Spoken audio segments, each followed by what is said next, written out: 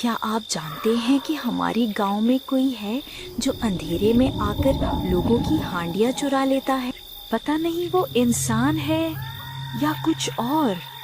आइए फिर हम मिलकर उस राज को बेनकाब करते हैं। एक खूबसूरत हिल टॉप पर जहाँ हवा में ग्रीन एप्पल्स और टाइम की खुशबू रची हुई थी, दो बहनें अपने माँ बाप के साथ रहती थीं। उनका घर ऐसे लगता था जैसे आसमान के टुकड़ों से बनाया गया हो।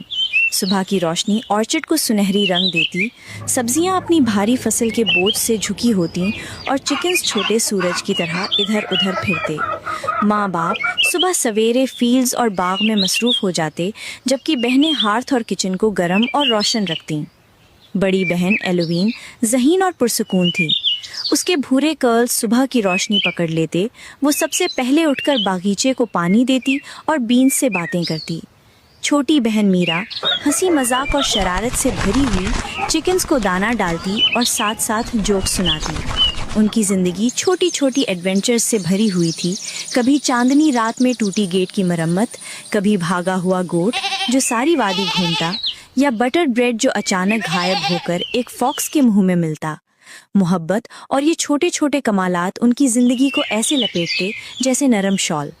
एक सुबह जब नदी के ऊपर की धुंध आहिस्ता आहिस्ता हट रही थी, उनकी माँ दरवाजे पर रुकी। हाथों से मिट्टी साफ करते हुए उसने नरमी और थोड़ी सी संजीदगी के साथ कहा, बेटियों, सहन से फलियां तोड़ लो और उन्हें पका लो। जरा मजेदार बनाना। तुम्हारे वालिद को ये खाने के वक्त खेत में चाहिए। जब तैयार हो जाए तो उनके पास ले जाना।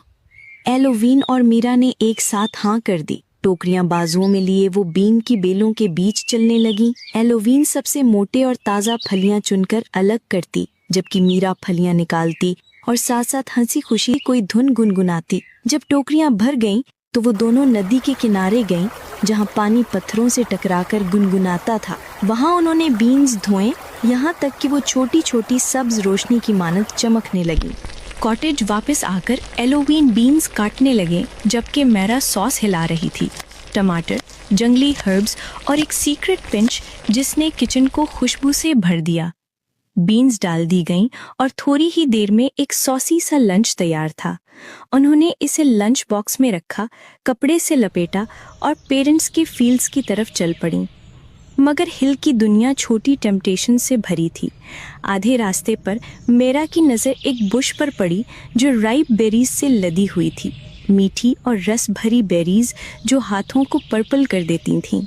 उसके चेहरे पर एक्साइटमेंट छा